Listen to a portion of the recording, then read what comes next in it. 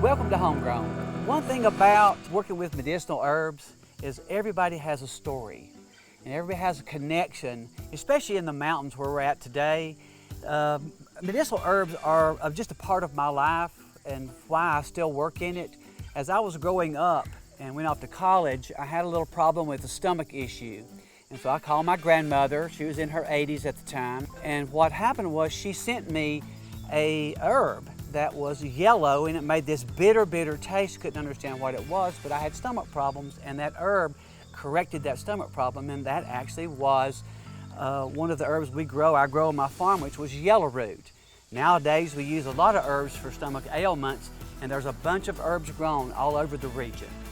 So golden seal, or Hydrastis canadensis, we like to use that name because it's also known as yellow root, and there are some other plants known as yellow root. So here we have golden seal, Hydrastis canadensis. It has been used in herbalism, and there are scientific studies out there that show its antibiotic and antifungal properties. It's also an amazing plant that is used in combination with other herbal plants and constituents to help with the overall effectiveness of a product. So you can find this anywhere from a powder to a capsule to an ingredient in a tea or tincture. Some of the herbs that do really well in your home garden and your home landscape, and some of them look really well. One of those is Echinacea purpurea. It's a really good herb that's easy to grow at home. We're looking at Tulsi basil, which is a really nice herb that you can make a nice tea from, very soothing herb. And one that we do for medicinal problematic things is ashwagandha. All of those grow in the sun, but we do have a few shade herbs that do well in the home garden as well. One of those would be ginseng, but it takes many years to grow if you have a nice site for that. Another species for our forest farming and woods gardening is ginseng, kind of the king of the forest and the most popular for many reasons.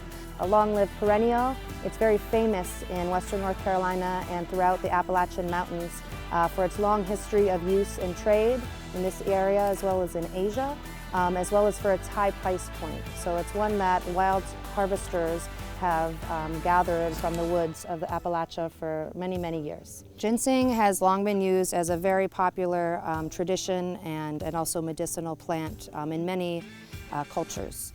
It's called manroot. It has very important traditional uses in Asia and across that area, as well as used for energy. It's used for stamina and to give you life longevity.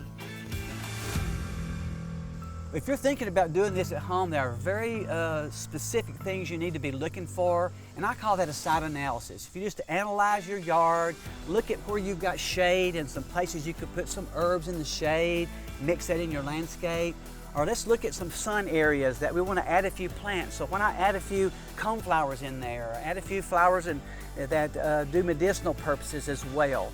The other thing you need to worry about is water. All herbs need water at the correct time. So water is very important. So you want to put your herbs to where you have access to water in your landscape. Here is Actaea rasmosa, or black cohosh. Beautiful landscape plant and relatively adaptable to many different soils, water regimes, and altitudes. So you can grow this mostly across the state if you have good site selection. Again, we're looking for some shade, but this can grow on your forest edge too. So it's a kind of medium standing plant. If you have a native garden or even a flower garden, you could add it there. In the spring and early summer, a beautiful tall flowering spike will come up with white flowers on this as well. When it dries out, the seeds have a bit of a rattle to them, which is also where one of the common names come from, which is rattlesnake plant. If you decide to be an herb grower in your home garden, be a responsible herb grower. Some of the things that really bother us that are working in the industry are things like sustainable harvesting. A lot of these herbs are native, and you can find them in your woods, especially if you're in a mountain range area or in the Piedmont of North Carolina. You can find these herbs growing in the natural habitat.